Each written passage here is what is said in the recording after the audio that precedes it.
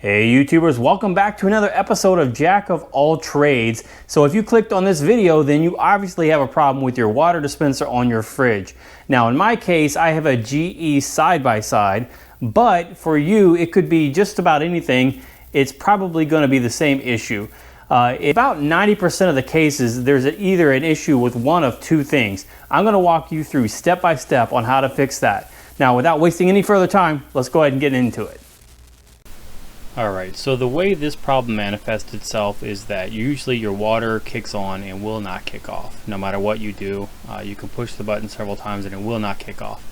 In an emergency situation, you need to cut the water off. You can unscrew the filter inside the fridge if you can't find your water disconnect valve, but simply saying that it's either an electrical or a mechanical problem.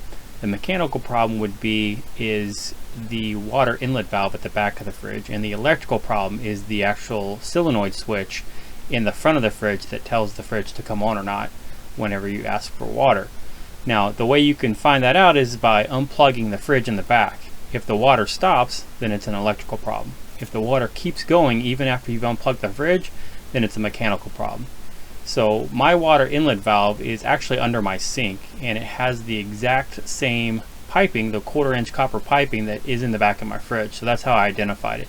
I'm going to shut this off to do this test because my issue actually is a mechanical one, and so we have to replace the valve. I'm going to show you later in this video how to fix the electrical issue though. Alright, you can find your water valve by just pulling the fridge out and following the water line to the back. There's typically like a cardboard or metal cover that you want to pull off and expose the actual valve, which will be mounted to the frame. I'm pulling that off here. You want to take actual special care to notice where all of these lines are going. You don't want to get them mixed up, because if you do, one's for your ice machine and one's for your water dispenser, and if you get those mixed up, what could happen is you could actually push the button for water and it would actually feed water to the ice machine and vice versa. So take extra care to take a picture and get everything right here with the wires and the water lines. Alright, so now it's time to go ahead and take the old one off, put the new one in. You're going to use probably a small crescent wrench, and you need to have a bucket or something prepared to catch extra water as it falls out. A lot of these lines are the type where they're just pushed in place, like shark bite type of lines. So the collar that's around it, you just push in on the collar, the white collar, and then pull out on the hose and it'll release, as I'm showing you right here. And then you want to drain all the water out of the lines. Now keep in mind, when you plug this back in, you get an all back button back up, there will be some air in the line.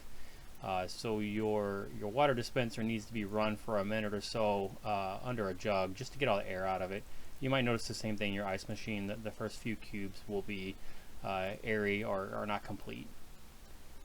Now the electrical connections here, make sure you're putting them in right. I actually had to go back to look at my video that I was shooting because one of my connectors I put back in wrong, and you know, just take note of the arrows and whatnot that are on them and the color of the lines, because this is going to be very important to the operation of the new valve.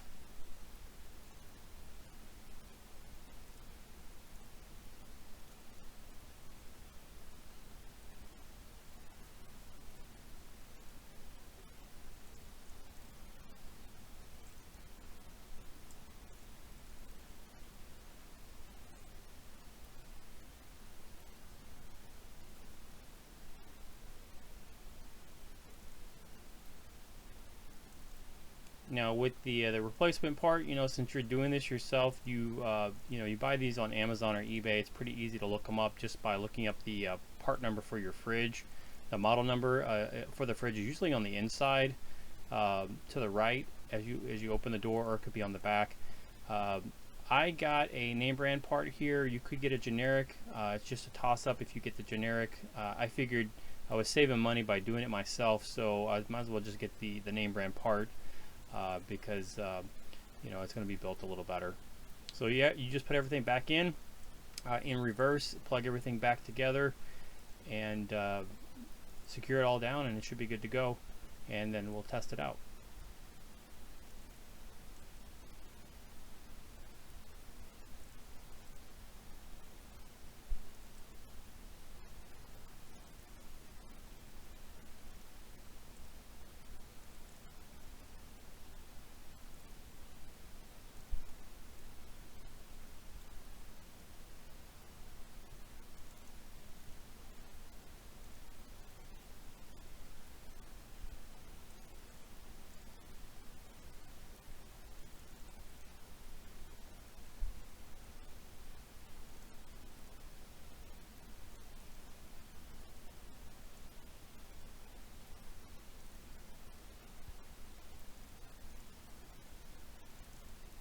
keep in mind, if you're following this exactly, I said that I got that last one backwards.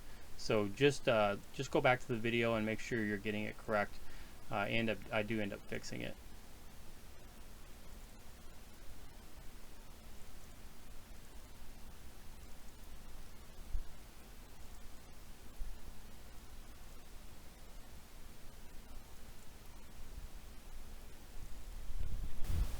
Alright, now I'm just going to button everything up here. I did notice, I went back and looked and saw this connector in the video that I shot as reference was on backwards. So I pulled it off here, flipped it around. It didn't have an arrow on the other side, so I thought both of them had arrows on the one side. So anyway, got the connector right. Make sure you put everything back. Don't pinch any wires or hoses. I'm actually going to speed this up for you here a little bit because it takes me a minute to get it in.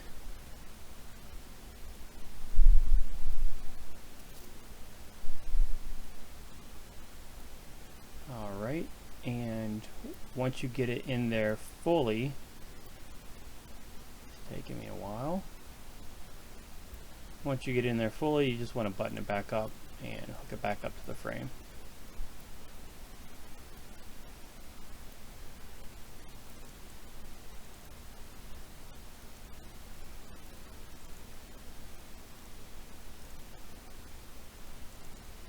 And after this, it's time to put that back cover back on and we'll test it out. If you have doubts in the install, then just leave the cover off, so if you have to make any switches, it'll be a little easier for you. But you can plug the fridge back in and give it a run. Alright, if you have an electrical problem, it's actually a lot easier to fix. You're going to need some kind of soft putty knife to pry off this bezel that's around the fridge dispenser here. You pop it out, there's clips all the way around. And then this display screen, for me at least, I just pulled out on it. It was popped in place by clips as well. And just pull straight out. I'm going to let it gently dangle here. I don't want to mess up these wires or this control board. But there are the solenoid switch is located back there. You can see the two lines going back to it. And then in order to uninstall that, you simply just unscrew these four Phillips head screws, and that frame would come out, and then you would just take the solenoid out from there and replace it with the new one. You can get a part number off of it if you don't know, and that'll help you reorder the new one, but that's all it is. Anyway, so I hope you liked this video. I hope it helped you out. If you did, please like it. It sends more people to my channel. If you want to support me even further, you can also subscribe, which I always love to see new subscribers. So anyway, take care and goodbye. Thank you.